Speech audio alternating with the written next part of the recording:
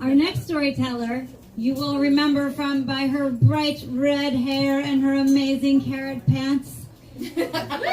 She just finished a book, which I can't wait, right?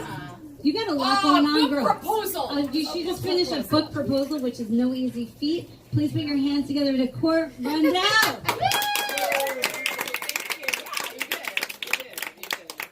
Book proposal is almost as hard as an actual book. No, we're not reading. Let me tell you. Okay, guys. The Great Mop Incident of 1984. My mother is an artist. And by artist, I don't mean she dabbles in watercolors. Nor do I mean she scoots off to her knitting circle every Wednesday afternoon. And I most certainly don't mean that she crochets those oddly shaped pillows you put on the couch with inspirational sayings like, "Soar with the Eagles." My mother is an artist. She can actually watch an entire Andy Warhol movie. She looks good in berets. And she made me memorize the phrase, "Religion is food for the masses," when I was 4. Every piece of her is an artist. Her hands were meant to hold paintbrushes. Her eyes don't see, they observe. And if you prick her, she bleeds medium hue burnt sienna Liquitex acrylic paint. But she had kids and husbands. Actually, the husbands came first. Back then, that's how you did it. But the husbands came, husbands and kids come with very non-artistic responsibilities, like cooking and cleaning and being thrown up upon. But she was good at it all and seemed to be cool with all of it. Except for one thing. Mopping. She hated mopping. Once the mop came out of the closet, you better get the fuck out of the way. And yes, I said the word fuck. And yes, I learned that from her when she was mopping. She swore like a drunk trucker at a Skinnerd concert when she mopped. But there was one particular curse word to listen for, because when it came out of her mouth, there was only one thing to do. Run. Cock-sucking motherfucking son of a bitch! It was one word, and it was hers, and it was terrifying. She fucking hated mopping, and our house on Whittekind Road was basically 2,500 square feet of linoleum flooring. And her ultimate nemesis was the T-shaped hallway that went all the way from the front door to the back door and down, down, down to where the bedrooms were. And it was impossible to keep clean because it was approximately 14 miles long. She never had a maid, which makes absolutely no sense to me because in Los Angeles, if you have a 300 square foot apartment and you can't even afford to eat, you have a maid. But in Sparks, Nevada, in 1984, maids were for rich people. Sparks, Nevada is the sister city to Reno, Nevada. Yeah, a lot like St. Paul is to Minneapolis, only way shittier. Sometimes it snows, but most of the time everything is gray and covered in ice. It's like cold without a purpose. Unless its purpose is to make you completely miserable, then it's serving its purpose. It was the first warm Saturday of the year. I was 10 and my stepbrother Jeffrey was 9. The ice had finally melted and our backyard was a mixture of brown grass and thick mud puddles. It was glorious.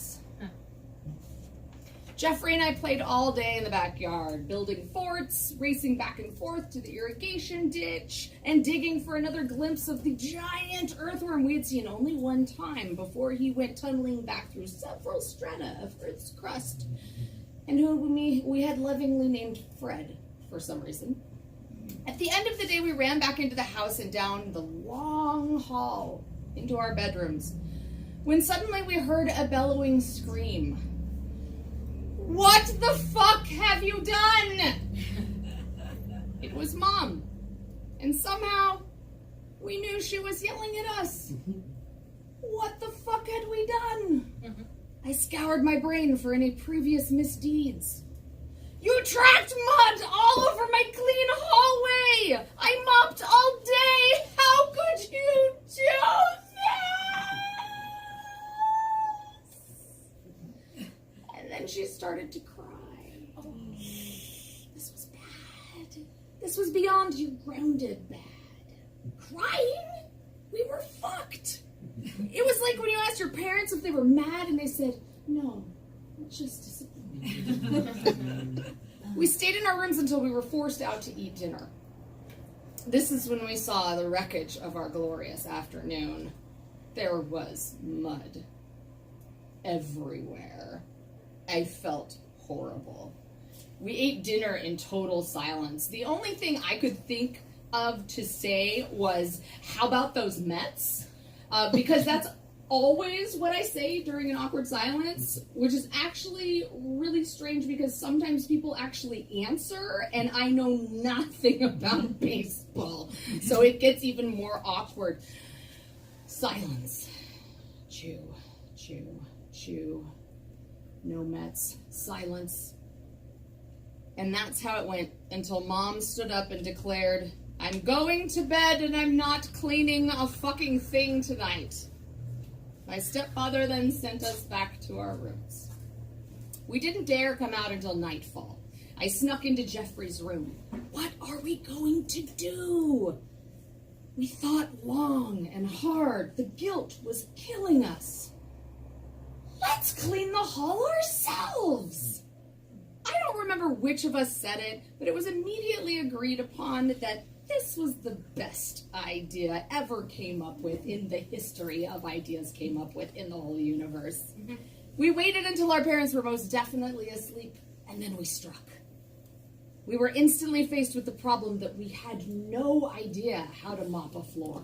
We then opened the magical cabinet full of cleaning products.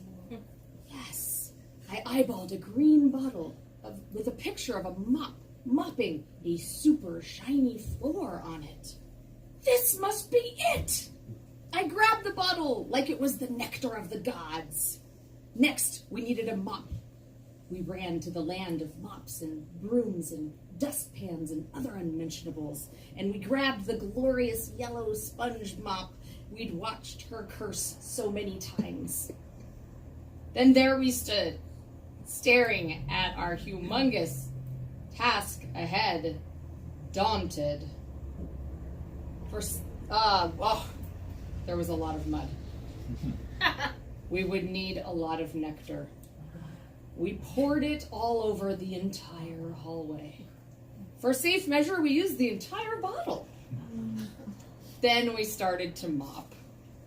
Mom is gonna be so happy when she wakes up tomorrow. We should help her more often. But the hall had become very slippery, and with all the cleaning stuff on it, I somehow lost my footing. And never wanting to do anything alone, I took Jeffrey down with me. Yes, there was a crash. Yes, we were a total mess. And yes, we woke up Mom. The look on her face was that of total astonishment. She must have been overwhelmed by our gesture of repentance. She was quiet for a long time as she took it all in, and then she uttered one quiet question. What have you done? Unable to contain my joy any longer, I yelled, "Surprise!" And then she saw it, the green bottle. She picked it up in complete disbelief. She quietly spoke again. This is wax. She wasn't screaming, but we could tell that somehow we'd taken a wrong turn, and perhaps wax was not the ideal cleaner of the muddy hallway after all. And then it came. It started softly and built into a tornado of despair. Cocksucking motherfucking son of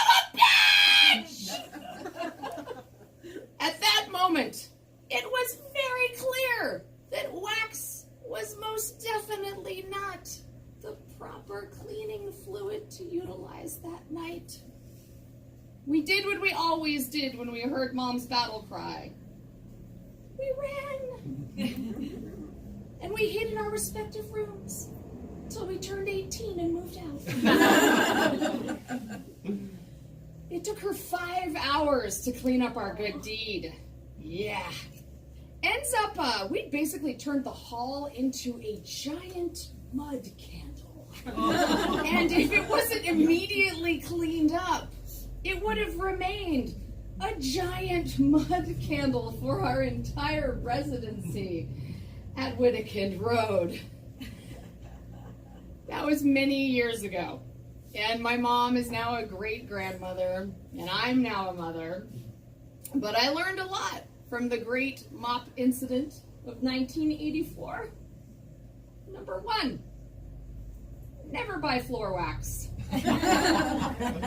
Number 2, never trust your children. And number 3, always hire a good housekeeper. Yeah. Thank you.